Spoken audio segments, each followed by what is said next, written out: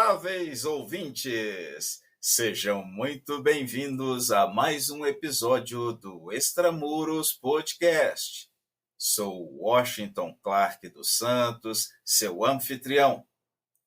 No conteúdo de hoje, sob o patrocínio da X360, uma empresa brasileira que combina experiência e inovação para alcançar a confiança e segurança de seus clientes, vamos falar sobre uma organização que tem um papel fundamental na luta contra a injustiça em todo o mundo, a Missão Internacional de Justiça, também conhecida como IJM, a qual, desde a sua criação, atua em diversos países, colaborando com autoridades locais e parceiros para identificar casos de injustiça e garantir que os perpetradores sejam responsabilizados por seus crimes. O convidado deste episódio é José Monteiro, diretor da IJM, ao qual dou as boas-vindas e, seguindo o protocolo, peço que se apresente mencionando sua jornada profissional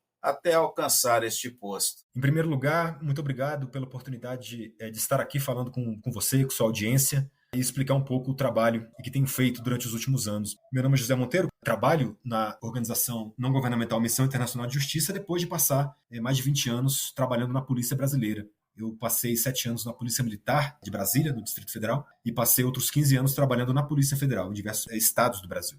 Tive também a oportunidade, nesse período, de trabalhar em Buenos Aires por 2 anos, entre 2014 e 2016, como adido policial, representando a Polícia Federal Brasileira em Buenos Aires. Tive a oportunidade de trabalhar também como coordenador nacional de segurança para 2 eventos muito importantes, Copa das Confederações FIFA, em 2013, e também no mesmo ano, no âmbito da Jornada Mundial da Juventude, a visita do Papa Francisco. Além disso, eu já trabalhei na fronteira, trabalhei em aeroportos, enfim, são muitos anos de trabalho, mas agora eu coordeno o trabalho de 3 países, é o trabalho da Colômbia, da Bolívia e do Peru, como vice-presidente regional da IJM, dessa organização não governamental, na comunidade andina. Nós trabalhamos aqui ajudando o governo para fortalecer a luta contra a violência contra as mulheres e a infância. Depois de ter passado 5 anos na República Dominicana, trabalhando com combate ao tráfico de pessoas junto ao governo dominicano. Em termos gerais, essa é a minha experiência. Monteiro, fale sobre a origem e quais são os propósitos da missão. Ela possui representação e atua no Brasil? A organização Missão Internacional de Justiça ela foi criada em 1999 nos Estados Unidos. A nossa sede ela é em Washington, D.C., nos Estados Unidos. E o propósito geral da organização, o principal da organização, a nossa missão é proteger as pessoas que vivem em vulnerabilidade da violência. Nós sabemos que dentro desse complexo ambiente da precariedade, muitas vezes, social e econômica de algumas sociedades como a brasileira e como as latino-americanas, o fator violência ele é muito importante, porque atinge de maneira transversal a vida dessas pessoas. Dependendo do país onde a organização está baseada, e está em muitos lugares do mundo, nós lutamos contra o tráfico de pessoas, contra a exploração sexual comercial de crianças, contra a escravidão laboral moderna, trabalhamos contra a violência contra as mulheres e a infância. Enfim, é um leque muito grande de atividades que nós desenvolvemos, mas sempre com o foco voltado para a proteção dessas pessoas mais vulneráveis econômica e socialmente. E isso faz com que nós trabalhemos, em geral, em países em desenvolvimento. Países da África, da América Latina, da Ásia. Ela ainda não possui representação no Brasil. Nós estamos explorando uma possibilidade de começar um projeto no Brasil. Se isso funcionar, serei eu também o coordenador desse projeto, mas ainda não posso entrar em detalhes porque estamos ainda negociando com uma grande empresa brasileira essa possibilidade com o Brasil. Qual a estrutura organizacional da IJM? Como ela é gerida e quem são os seus líderes? A estrutura organizacional da IJM é uma estrutura global. Como eu falei antes, a sede é em Washington, nos Estados Unidos. Estamos presentes hoje em mais de 20 países. E cada continente, digamos assim, ou cada grande área onde nós trabalhamos, nós dividimos o mundo em regiões. Então nós temos uma região que é a região América Latina, onde eu trabalho naturalmente, há uma região que se chama África e Europa, que junta os 2 continentes, e outras regiões, Ásia-Pacífico, Ásia Central e outras regiões. E a grande parte, ou a maioria desses escritórios da IJM pelo mundo são escritórios de projeto, de programa. São escritórios operativos, são escritórios que fazem o trabalho junto com os governos daqueles países.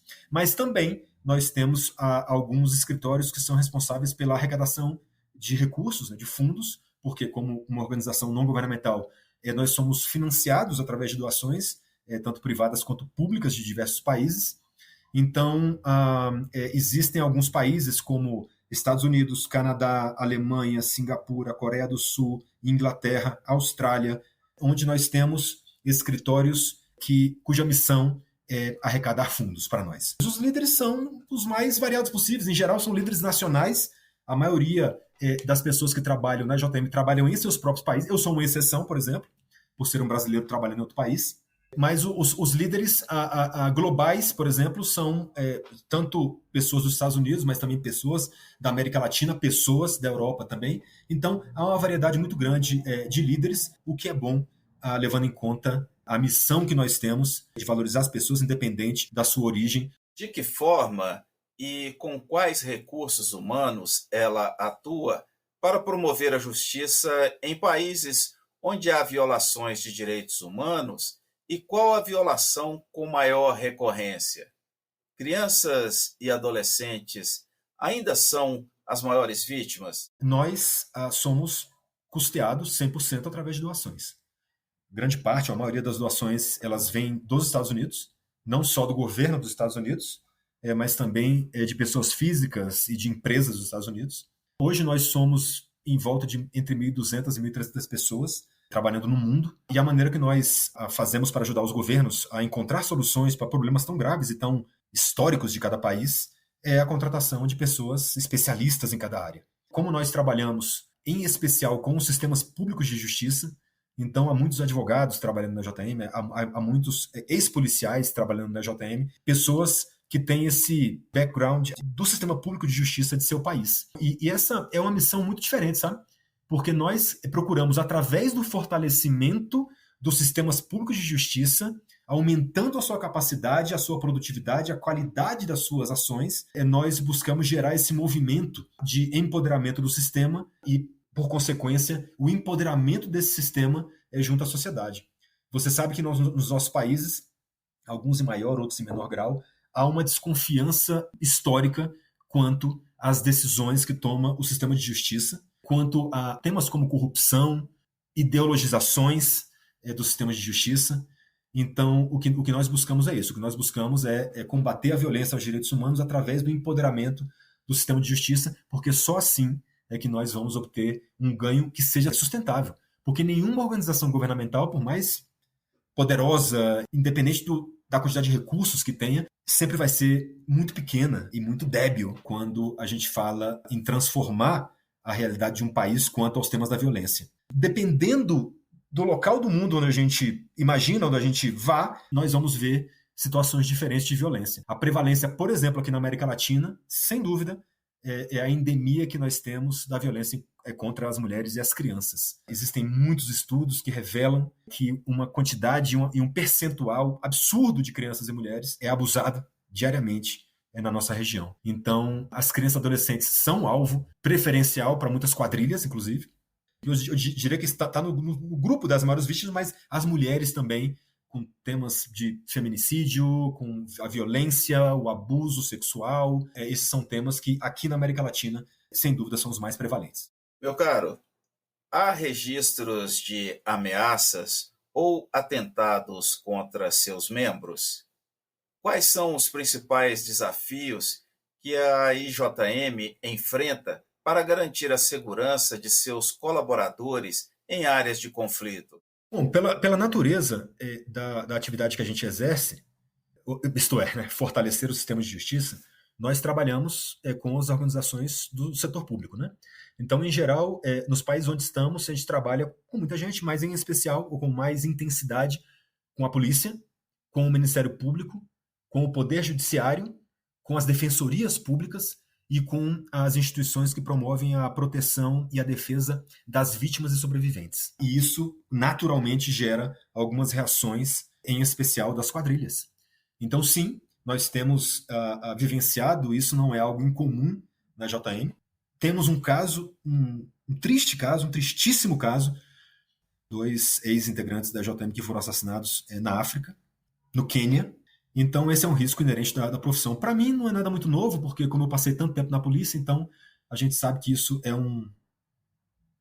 uma consequência desagradável, mas não infrequente. Então, são muitos desafios, mas que talvez o principal é a alocação insuficiente de recursos para que a polícia possa investigar, para que o Ministério Público possa acusar, para que o Poder Judiciário possa julgar e, bom, para que o governo, o Estado, possa fazer o seu trabalho. Outra coisa, uma grande rotação de profissionais. A gente trabalha muito com capacitação de policiais, de promotores de justiça, e a gente muitas vezes percebe que depois de fazer uma grande jornada de capacitação para, não sei, para 200, 300 policiais que se tornam especialistas naquele assunto, 1 mês, 2 meses depois, grande parte deles já não está mais trabalhando na atividade para a qual foi formada. Hoje em dia, nós trabalhamos em alguns países muito conflituosos, e o que a gente faz, em cada escritório da JM existem pessoas responsáveis somente pela segurança dos ativos e do pessoal da JM naquele país. Temos um apoio irrestrito da organização quanto ao tema de segurança,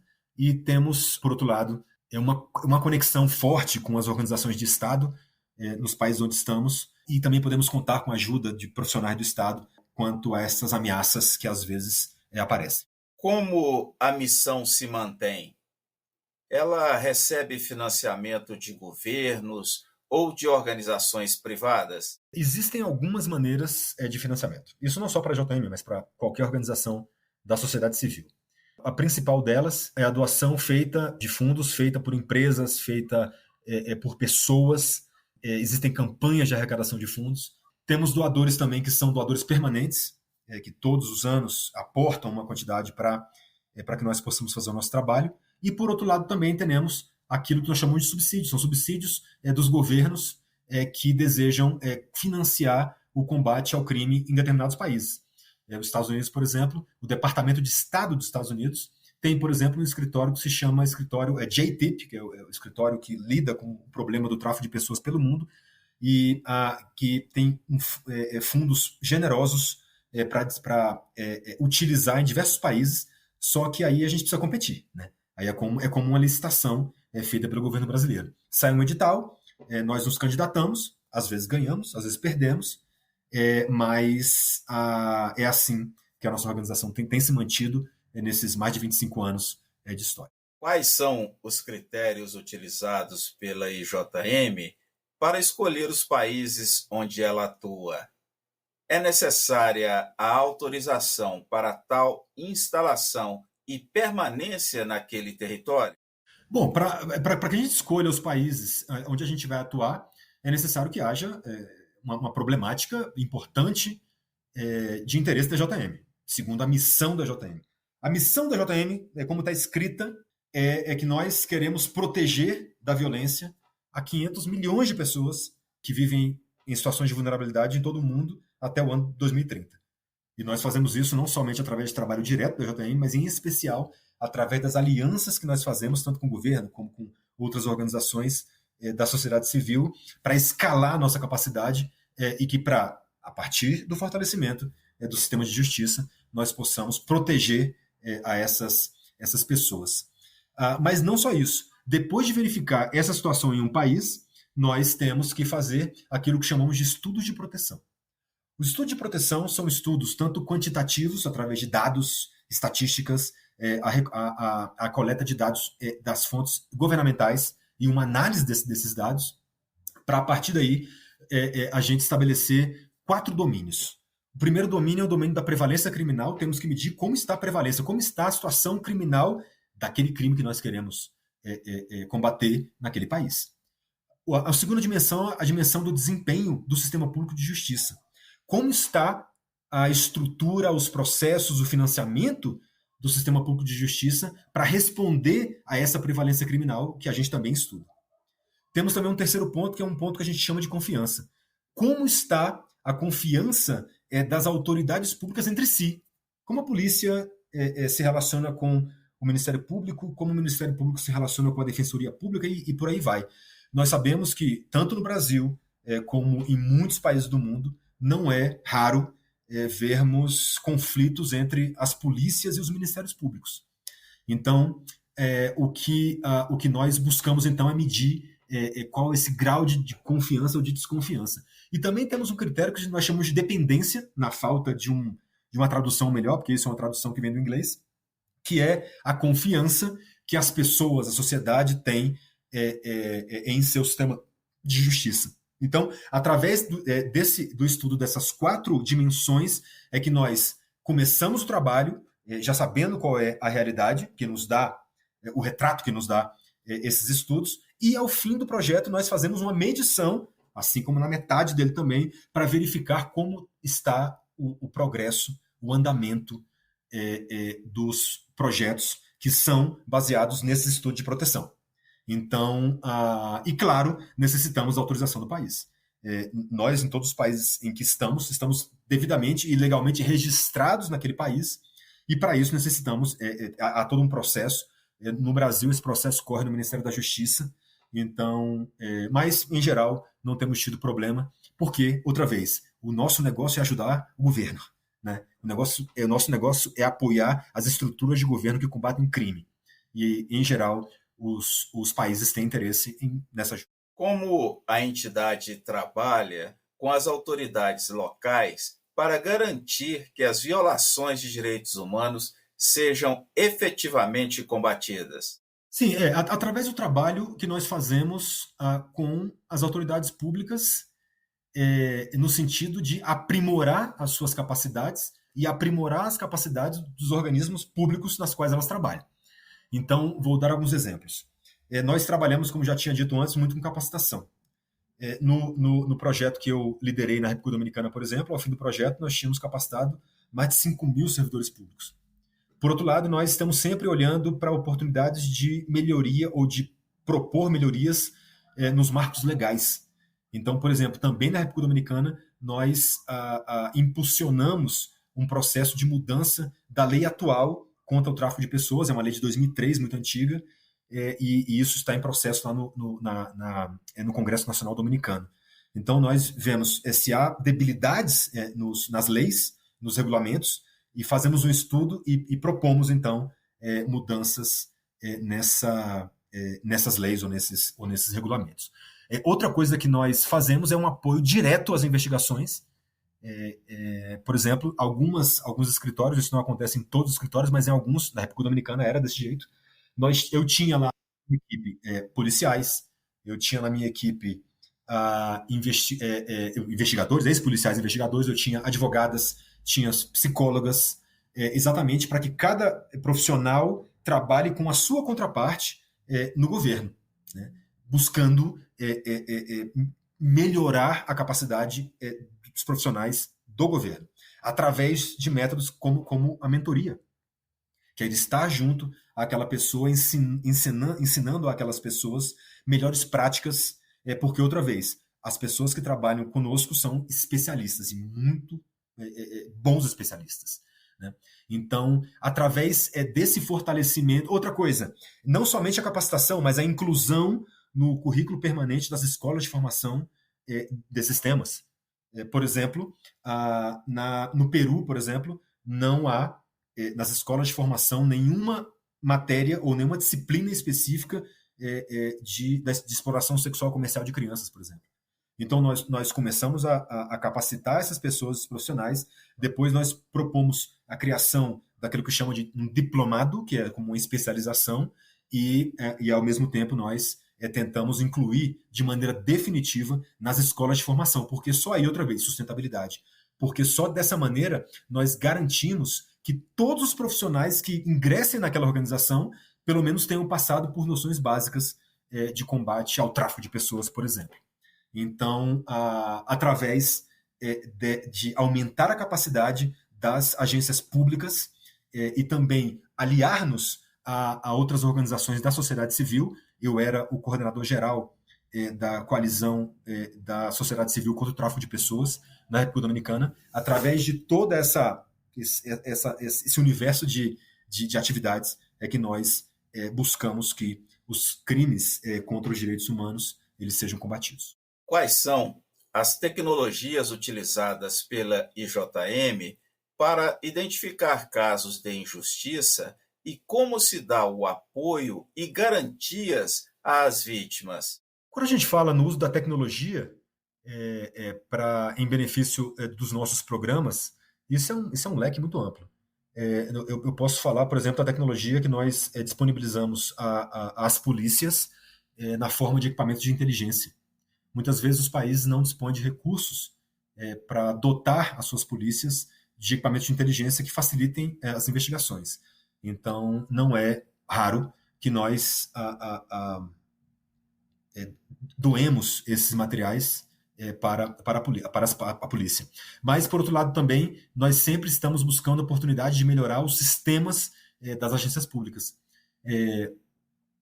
Em muitos países, as organizações organizam seus dados de maneira muito precária. Muitas vezes uma planilha de Excel, muitas vezes em outros repositórios não confiáveis de informações. E aí eu te conto uma experiência que eu tive. Eu fui assaltado na República Dominicana, em Santo Domingo. Entraram no meu apartamento, levaram um monte de coisas e eu fui até a delegacia para fazer o registro da ocorrência. Lá na República Dominicana chama destacamento policial. E chegando lá, o policial que me atendeu abriu um livro e começou a me perguntar, escrevendo com uma caneta, escrevendo um livro. Isso pode ser uma fonte de informação? Pode, mas é muito difícil, porque é muito difícil extrair qualquer estatística de um livro. Por isso que nós investimos em sistemas de gestão, ou de investigações, ou de acusações, para facilitar o trabalho dessas pessoas e para atender, ou para melhorar também a atenção às vítimas. O foco do nosso trabalho, a razão pela qual a nossa organização existe, é cuidar das vítimas e sobreviventes. E a gente faz tudo isso, esse empoderamento, esse fortalecimento do sistema, exatamente para que a vítima e sobrevivente seja melhor atendida e, por outro lado, para que eventuais pessoas que podiam ser vítimas e sobreviventes não serão mais por causa do trabalho do sistema de justiça. Então, é mais ou menos dessa maneira que nós atuamos no escopo tecnológico. Como a missão colabora com outras organizações que trabalham para promover a justiça social e quais os critérios de avaliação do sucesso de suas intervenções? Podes compartilhar um exemplo de caso de sucesso ou impacto alcançado? Na JM, nós nos consideramos institucionalmente, essa é uma mensagem institucional, nós nos consideramos construtores de pontes. Exatamente porque, como eu te dizia antes, a nossa missão é proteger a 500 milhões de pessoas pelo mundo. E a única maneira de escalar isso é trabalhando e colaborando com outras organizações. Então, nós estamos presentes em diversas plataformas da sociedade civil pelo mundo. Nós trabalhamos em quase todos os países com o que a gente chama de trabalho indireto de casos, que envolve o trabalho de outras organizações que a gente financia, que a gente acompanha e supervisiona o trabalho. E nós, como te dizia, a minha experiência pessoal foi liderando essa coalizão de organizações, eram 19 organizações, tanto dominicanas como internacionais, como a IJM, e lá a gente podia discutir tanto aspectos mais doutrinários da luta contra o crime, mas também fazer muita, que a gente chama de incidência política e governamental, fazer pressão no governo, em bloco de organizações, buscando obter um benefício para as pessoas que nós tentamos proteger. Um exemplo que eu te dou é de um projeto que se finalizou há menos de um ano, que é o da República Dominicana, é que, comparando os resultados daqueles estudos de proteção, aquele que eu comentei com você antes, que foi feito no começo do projeto e no final do projeto, nós comprovamos e ajudamos o governo a reduzir casos de exploração sexual comercial de crianças em 78%. Quando a JM chegou na República Dominicana em 2013, você via essas meninas tristes, maquiadas, né, e sem outras oportunidades na vida, sendo exploradas em muitos lugares, em qualquer lugar, nas esquinas, nos bares, até em lava-jatos, né, tinha isso. E hoje Hoje não é mais tão fácil. Hoje você não vê com mais facilidade, exatamente porque a polícia está mais preparada, está mais atenta e possui de melhores meios para combater esse tipo de crime. Monteiro, quais são as principais estratégias de sensibilização da IJM para conscientizar a opinião pública sobre a importância da justiça social? De que forma os honoráveis ouvintes podem se envolver com o propósito da IJM? Um dos pilares do trabalho da JM é exatamente tentar elevar a consciência das pessoas a respeito dessas problemáticas. Em geral, crimes contra os direitos humanos em alguns países fazem parte da paisagem. Se nós pensamos, por exemplo, nas menores de idade expostas à prostituição, isso aí em muitos países e até em algumas cidades do Brasil, isso faz parte da paisagem, isso não é estranho. E o que nós buscamos fazer é mudar essa opinião, explicando à sociedade dos malefícios da exposição desses menores de idade nesses ambientes. Então, e nós fazemos isso através de diversas campanhas, através de eventos de conscientização que fazemos. Eu tinha na República Dominicana uma coluna semanal em um jornal onde eu escrevia sobre esses assuntos, muitas vezes criticando o governo, muitas vezes tentando explicar para a sociedade algum ponto mais complexo e doutrinário dos assuntos que a gente trabalha. Bom, as pessoas que querem colaborar com o nosso trabalho podem entrar no nosso site www.jm.org e lá tanto podem conhecer mais daquilo que nós fazemos. O site ele está muito mais em inglês e espanhol, não tem nada em português, porque nós não estamos em nenhum país onde se fala o português. E lá no próprio site existe um canal para doações. E o que eu queria, a mensagem que eu queria deixar para as pessoas que eventualmente queiram ajudar a nossa missão é que a IJM é uma organização séria, muito séria, acompanhada e fiscalizada pelo governo dos Estados Unidos e por outros organismos de avaliação externa. Eu sei que no Brasil muitas vezes há essa tendência de crer que as organizações não governamentais elas não fazem um trabalho direto, são desonestas, são corruptas, e eu não vou negar que existe, como em toda atividade humana, existe esse problema. Mas a Missão Internacional de Justiça, e eu não estaria aqui se não fosse assim, eu deixei a Polícia Federal para estar aqui hoje, então quem quiser colaborar, colabore com o coração tranquilo, porque cada centavo que é destinado à JM é destinado para exatamente essa luta em favor das pessoas que vivem em pobreza e contra as pessoas que buscam cometer crimes contra essas populações. De que maneira ocorre o acesso aos recursos legais e financeiros pelas vítimas de violação de direitos humanos para que elas se recuperem dos danos sofridos? Bom, um dos problemas dos sistemas de justiça da América Latina é que, em geral, a vítima e sobrevivente, a vítima não é a figura central do processo. A figura central do processo é o criminoso. Por quê? Porque existe um cuidado ou uma necessidade, talvez, de tratar o criminoso segundo todas as garantias legais, mas muitas vezes se esquece da vítima. Traumatizada, vulnerável, que muitas vezes é retraumatizada na polícia, no Ministério Público.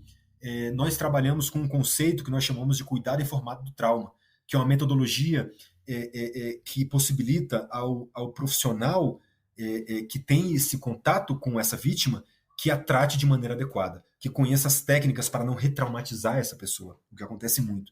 Eu, no passado, chegando a uma operação de resgate de algumas vítimas de exploração sexual de crianças e de tráfico de pessoas, eu cheguei no local e havia um policial que tinha algemado uma vítima, né, porque pensava que, bom, se ela está aqui é porque ela quer, né, não tem essa dimensão de que muitas vezes a pessoa ela é, sim, um alvo de exploração, né? Então, e uma das preocupações que nós temos com o sistema de justiça é a retribuição. Não somente a retribuição penal com a pessoa que cometeu o crime, com o perpetrador daquele crime, mas também uma reparação econômica para a vítima. Porque isso é muito importante. A reparação tem que ser integral. É muito importante a condenação do criminoso, porque isso faz parte do processo de restauração da vítima, mas também o Estado tem que garantir que essa vítima ela disponha de meios para superar esses atos tão violentos que foram feitos contra si. Então, a reparação integral, ela necessariamente passa pela reparação econômica, e é o que nós buscamos, não só na esfera judicial, nós temos um trabalho com os governos também, buscando empregabilidade para essas pessoas, acesso a postos de trabalho, e essa tem sido e será uma preocupação nossa.